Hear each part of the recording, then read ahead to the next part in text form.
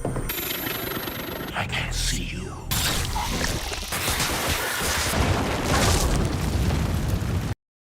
Welcome back रॉकर्ड, स्वागत है स्ट्रेन के तीसरे पार्ट में। तो तीसरे एपिसोड की शुरुआत में दिखाते हैं कि कैली की दोस्त डायन काफी रात के समय जैक को उसके घर छोड़ने आती है। कैली का फोन काफी समय से नहीं लग रहा था, इसलिए डायन उसको लेकर बड़ी चिंतित होती है और इसीलिए वो जैक को अकेले घर में नहीं जाने देना चाहती।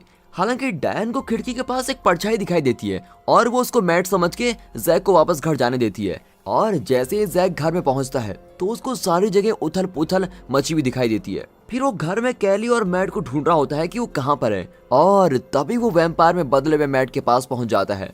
अब बिना समय गंवाए मैट जैक पर हमला कर देता है, लेकिन जैक बड़ी मुश्किल से उसके हमले से बच लेता है।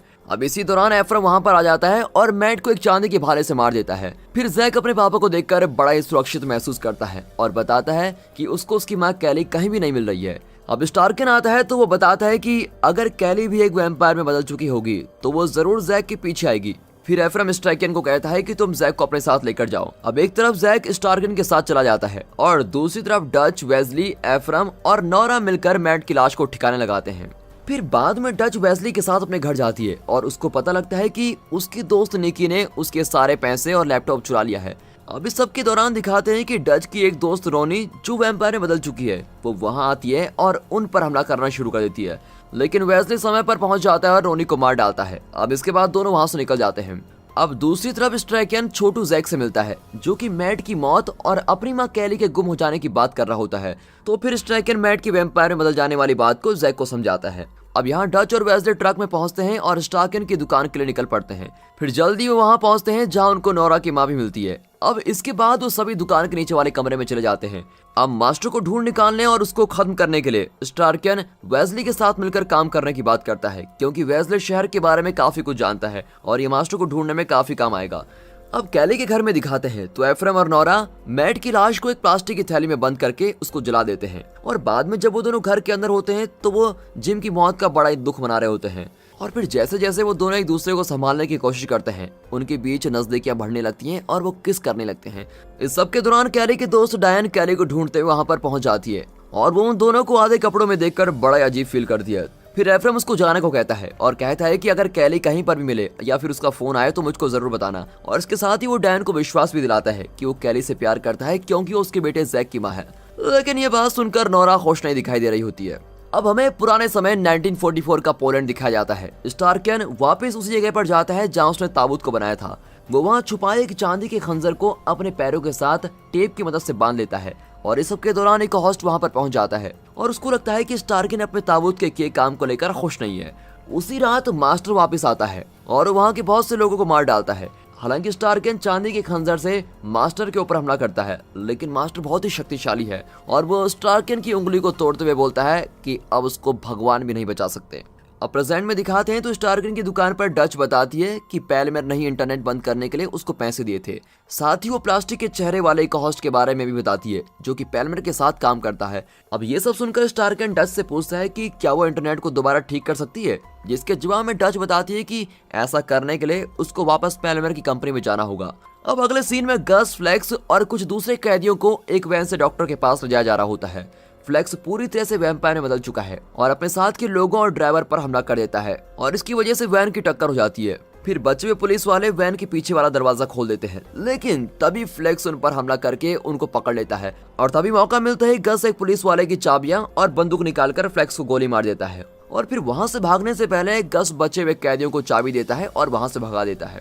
अब फिर से पुराने समय में दिखाया जाता है कि अगली सुबह स्टार्किन अपनी टूटी हुई उंगलियों के साथ उठता है और अपने एक साथी से उंगलियों को सीधा करवाता है और बाद में एक होस्ट वहां रह रहे कैदियों को दो हिस्सों में बांट देता है। वो ऐसा इसलिए करता है क्योंकि जो कमजोर लोग होते हैं वो उनको अलग करना चाहता है और जो ताकतवर हैं उनको अलग। वो चाहता है कि जो कमजोर हैं उनको वो खत्म कर दे। और तभी वो स्टार्किन की उंगली को देखता है और उसको भी वो मारने वालों की लाइन में खड़ा कर देता है। फिर जैसे स्टार्किन अपने घुटनों पर बैठा मरने का इंतजार कर रहा होता है, तभी उसको जंगल से गोलियों की आवाज सुनाई देती है और साथ ही उसको आसमान में अपने साथियों के जहाज भी दिखते हैं। अब स्टार्किन के कुछ साथी कटीलों वाले तार के ऊपर से कूदने में उसकी मदद करते हैं और फिर सभी जंगल में भाग जाते हैं। अब प्रेजेंट में दिखाते हैं तो नोरा और एफ्रेम वापस स्टार्किन के यहाँ पहुंच जाते हैं। जहां जैक अपनी माँ कैली के मिल जाने के बारे में और मैट की लाश को जला देने के बारे में पूछता है, लेकिन फिर वो जैक को सब कुछ बताते हैं और फिर एफ्रम अपने बेटे को सोफे पर लेटा के प्यार कर रहा होता है। एफ्रम जैक को वादा करता है कि सुबह होते ही वो कैली का पता जरूर लगाएगा। अब वापस पोलैंड में 1944 के समय में दिखाते हैं। एक होस्ट बर्फीले मैदानों से भागते हुए किसी तरह अपनी जान को बचा लेता है। फिर वो जंगल में बने एक धातु के दरवाजे से होते हुए एक कमरे में पहुंच जाता है और उसको वहां पर मास्टर मिलता है। एक होस्ट अपनी वफादारी के बदले में मास्टर से उसको भी वैम्पायर बनाने की बात बोलता है ताकि वो खुद भी अमर बन सके। और फिर जल्दी मास्टर वहां आकर अपना चेहरा एक होस्ट को दिखाता है। मास्टर अपने लंबे पंजों से एक होस्ट की बाजू को खोलकर उसके शरीर में एक कीड़े को छोड़ देता है और वो कीड़ा एक होस्ट के अंदर जाता है और एक होस्ट सच में एक राक्षस बन जाता है। दोस्तों, आपको क्या लगता है, क्या मास्टर भी बाकी वैम्पायर्स की तरह पहले कोई इंसान हुआ करता होगा?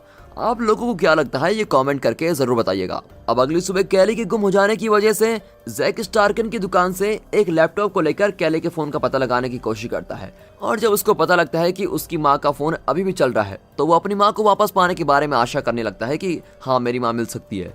और फिर जब एफ्रम को इस बारे में पता लगता है तो वो जल्दी से कैली के फोन वाली जगह पर पहुंच जाता है और जल्दी एफ्रम को कैली का फोन भी मिल जाता है जो कि एक गरीब औरत के पास है और उस औरत का पैर जला हुआ है और ये देखकर एफ्रम उसकी मदद करता है और इसीलिए वो औरत एफ्रम को कैली की कार के पास लेके जाती है जहां उसको कैली का ये फोन मिला था। और कार के अंदर एफ्रम को एक पेपर मिलता है जिसमें खून लगा हुआ है और इसीलिए उसको लगता है कि शायद कैली पर पहले ही किसी ने हमला कर दिया है।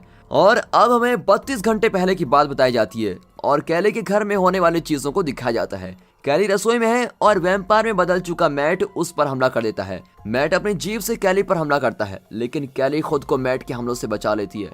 फिर वो एक ब्लेड को लेकर मैट के गाल को काट देती है, लेकिन इस सब के दौरान एक कीड़ा मैट की गाल से निकलकर कैली की आंखों में चला जाता है और कैली घर से बाहर भागकर अपनी कार में बैठ जाती है और मैट दिन की रोशनी होने की वजह से घर में फंस जाता है। फिर कुछ घंटों बाद जब कैली अपनी कार में जाती है तो वो पहले ही एक वैम्पायर में बदल रही है और कैली के पूरे शरीर में कीड़े घूम रहे होते हैं, साथ ही उसकी जीभ भी बड़ी होती जा रही है जो खून के लिए तरस रही है। अब कैली के शरीर में दर्द हो रहा होता है और वो अपने चेहरे पर लगे खून को साफ करती है। शाम के समय वो गाड़ी से बाहर निकलती है लेकिन अपना फोन गिरा हुआ देखती है और इसके बाद वो रास्ते में जा रही होती है और जैक को ढूंढ रही होती है।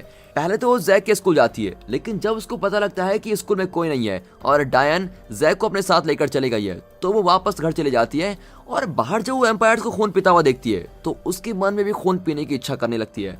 और अब 17 घंटे पहले का सीन दिखाया जाता है। कैली अपने दोस्त डायन के घर पहुंच जाती है और अपनी लंबी खतरनाक जीभ से डायन के बेटे पर हमला करके उसको मार डालती है। जब डायन उसको रोकने की कोशिश करती है तो कैली डायन का सारा खून चूस लेती है। दोस्तों, माँ बेटे को मारने के बाद कैली को उसके सर में आवाज आती है और उनको फॉलो करते हुए वो मेट्रो ट्रेन की बनी सुरंगों में मास्टर से मिलने पहुंच जाती है और फिर मास्टर कैली से उसको सौंपा गया पूरा काम करने को बोलता है। अब दिखाया जाता है कि डच और वेस्ली पेलिमर के ऑफिस इंटरनेट के साथ की गई छेड़छाड़ को ठीक करने के लिए आए हैं। उनको पेलिमर की सुरक्षा करने वाले लोग अपने साथ लेके जाते हैं और उनको बंदी बना लेते हैं। फिट्जविलियम डच को अपने साथ पेलिमर के पास लेके जाता है और वेस्ली को बाकी लोगों के साथ अकेला छोड़ दिया जाता है। फिर डच पेलिमर को बहुत ही बुरा बोलती है और उसको नीचा दिखाने लगती है। अब उसके जवाब में पेलिमर डच को बेकार बोलता है और गुस्से में डच पेलिमर के चेहरे पर बड़े खतरनाक मुक्का मारती है और इसकी वजह से पेलिमर को भी गुस्सा आ जाता है और वो डच और वेस्ली को जान से मारने का आदेश देता है। डच और वेस्ली सोच रहे होते हैं कि पेलिमर के आदमी जल्दी उनको गोली मारने वाले हैं, लेकिन फिट्जविलियम उन दोनों को वहां से जाने देता है क्योंकि वो पेलिमर के किए कामों से खुश नहीं है। अब अगले सीन में एफ्रम कैली को ढूंढते हुए डायन के घर पहुंच जाता है और जब वो कमरे में टूटी हुई फोटो के फ्रेम और घर में हुई लड़ाई झगड़े के निशानों को देखता है वो तभी घर के नीचे वाले कमरे में जाता है और वहां उसको वैम्पायर में बदल चुकी डायन और उसका बेटा मिलते हैं। जैसे ही दोनों माँ बेटे एफ्रम का खून पीने वाले होते हैं और अपनी जीभ बाहर निकालते हैं तो एफ्रम दिल पर पत्थर रखकर उन दोनों को शूट कर देता है। अब इसके बाद एफ्रम को डायन के हाथों में कैली का लॉकेट मिलता है जिससे वो समझ जाता है कि कैली भी वैम्पायर में बदल चुकी है। और अब बाद में एफ्रम स्टार्कन के यहाँ पहुंच जाता है। वो कैली का फोन अपने बेटे जैक को देता है और अपने बेटे से हिम्मत रखने की बात बोलता है। अपनी माँ का फोन देखते ही जैक बहुत सारी फोटोज देखता है और उसमें उसको एक वीडियो भी मिलती है। वीडियो में जैक के जन्मदिन पर उसकी माँ उसको एक नई साइकिल लेकर देती है और अकेला बैठा हुआ जैक अपनी माँ को याद करते हुए बहुत रोने लगता है।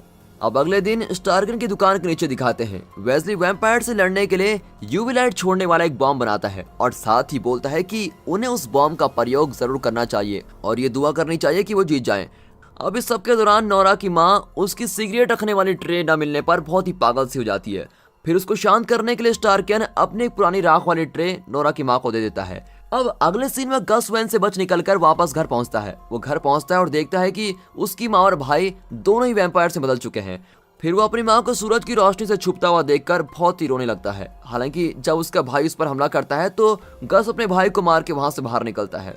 फिर बाद में उसको नीचे से कुछ आवाजें आती है और इसलिए वो एक कुल्हाड़ी लेकर बिल्कुल तैयार हो जाता है। वो अपने घर के वैम्पायर में बदल चुके मालिक को देखता है और इसलिए गस उसको मार के उसका सर ही अलग कर देता है। अब दूसरी तरफ एफ्रम, नोरा, स्टार्कियन और वेस्ली वैम्पायर्स के मास्टर को मारने के मिशन पर निकल जाते हैं और वो जैक को वहीं नोरा की माँ के साथ छोड़कर चले जाते हैं। अब कुछ समय बाद सभी सिगरेट खत्म हो जाती है तो नोरा की माँ पागलों की तरह दरवाजे पर खड़े होकर बाहर निकलने के लिए बहुत ही चिल्लाने लगती है और फिर उसको शांत करने के लिए जैक बाहर जाकर सिगरेट लाने का तय करता है। और फिर ना चाहते हुए भी जैक बाहर की मुसीबतों से भरी दुनिया में जाता है और सुनसान पड़ी एक दुकान के अंदर जाता है। फिर वो दुकान में काम करने वाले आदमी के पास सिगरेट्स को देखता है और वो उसको लेने वाला होता है, तभी दुकान में लुटेरे आ जाते हैं और फिर जल्दी से जैक भागकर दुकान के नीचे वाले कमरे में छुप जाता है। वहाँ उसको अंधेरे में एक वैम्पायर दिखाई देता है और इसलिए वो फटाफट ऊपर आ जाता है। अब लुटेरे जैक को पकड़ लेते हैं लेकिन तभी वैम्पायर भी वहाँ पर आ जाते हैं और लुटेरों पर हमला करते हैं। फिर बड़ी मुश्किल से जैक वहाँ से भाग जाता है और दुकान से निकलने से पहले उसको गस रास्ते में मिलता है। गस जैक को वहाँ से भाग जाने को बोलता है और खुद वैम्पायर्स को मारने चला जाता है। अब बाहर जाते हुए जैक सिगरेट उठा लेता है और ठीक ठाक वापस स्ट्राइकन की दुकान पर पहुंच जाता है। अब अगले सीन में एफ्रम, नोरा, स्टार्कियन और वेस्ली वैम्पायर्स के मास्टर को सुरंगों में ढूंढ रहे हैं। सुरंगों में उनको वहां रह रहे बहुत सारे वैम्पायर्स मिलते हैं। स्टार्कियन बोलता है कि उन्हें बिल्कुल भी शोर नहीं करना चाहिए और ना ही उनको किसी भी वैम्पायर को मारना है, क्योंकि अगर वो ऐसा करते हैं तो मास्टर को पता लग जाएगा। इसलिए वो सभी वैम्पायर्स को बिना छेड़े शांति से आगे बढ़ रहे होते हैं। लेकिन तभी एफ्रम को एक औरत दिखती है जिसको वो कैली समझ लेता है और वो उसको देखने जाता है और फिर कैली को वहां ना पाकर वो बहुत ही खुश होता है। अब सुरंग में कुछ और अंदर जाते ही उनको एक वैम्पायर दिखाई देता है, लेकिन स्टार्कियन सभी को उस वैम्पायर को मारने से मना कर देता है और फिर जैसे ही वैम्पायर आगे आते हुए तीसरी बिजली वाली पटरी पर पैर रखता है तो वो जल जाता है, जिससे एफ्रम और उसके साथियों को वैम्पायर्स के मारने का एक नया तरीका पता लग गया है। अब बाद में सुरंग में उनको एक छोटा रास्ता मिलता है जिसमें रेंगते हुए पहले एफ्रम जाता है और फिर उसके पीछे पीछे स्टार्कियन भी। लेकिन एफ्रम का ध्यान भटक जाता है जब उसको मदद मांगती हुई कैली की आवाज सुनाई देती है। तो अब स्टार्कियन उसको समझाता है कि उसको फंसाने के लिए यह एक जाल है, लेकिन एफ्रम उसकी बात नहीं सुनता और आवाज के पीछे चले जाता है। दूसरी तरफ वेस्ली और नोरा उनकी तरफ आते हुए वैम्पायर्स को यूवी लाइट से मार देते हैं। अब अगले सीन में कैली की आवाज का पीछा करते हुए एफ्रम एक गुफा में पहुंचता है और उसको वहां मास्टर का ताबूत दिखाई देता है। फिर वो जल्दी से उस ताबूत को खोलता है, लेकिन उसमें उसको कुछ नहीं मिलता और जल्दी उसको अपनी तरफ आते हुए बहुत सारे वैम्पायर्स दिखाई देते हैं। और तभी प्लग झपकते ही मास्टर ऊपर से नीचे आकर एफ्रम को गले से पकड़ लेता है और उसका गला घोटने लगता है। तभी मास्टर बोलता है कि एफ्रम भी उसके उस्ताद स्टार्कियन की तरह हार गया है और इसके साथ ही मास्टर बोलता है कि वो एफ्रम से उसकी पत्नी और बेटे दोनों को छीन लेगा। और जैसे ही मास्टर अपनी लंबी जीप से एफ्रम को मारने वाला होता है, वहां स्टार्कियन आ जाता है। स्टार्कियन मास्टर पर हमला करने वाला होता है, तभी वहां वेस्ली यूवी लाइट वाले बम को मास्टर की तरफ फेंक देता है और इससे मास्टर वापस सुरंगों में भाग जाता है और उसके इंसानी वैम्पायर भी मारे जाते हैं। मास्टर को न मार पाने के गुस्से में स्टार्कियन अपना गुस्सा अपने ही बनाए ताबूत को एक हथौड़े से तोड़कर निकालता है और फिर इसके बाद सुरंगों में मास्टर को ढूंढते हुए वो एक जगह पर पहुंचते हैं जहां सैकड़ों इंसान वैम्पायर से बदल रहे हैं। अब खतरे को अच्छे से जानते हुए भी स्टार्कियन आगे बढ़ना चाहता है, लेकिन एफ्रम और वेस्ली उसको खींचते हुए इस खतरनाक मिशन पर जाने से रोकते हैं। और दोस्तों, इसी के साथ ये एपिसोड यहाँ पर खत्म होता है। दोस्तों, क्या स्टार्कियन सुरंगों में मास्टर को ढूंढ पाएगा? जानने के लिए सीरीज का अगला एपिसोड जरूर देखिए। अगला एपिसोड के लिए हमारे channel mister Hindi rocket series को जरूर सब्सक्राइब करें। सभी वीडियो को पब्लिश करने के साथ आपको नोटिफिकेशन मिल जाएगी। और दोस्तों, लाइक करिए, कमेंट करिए और एंजॉय करिए। And finally, thanks for watching.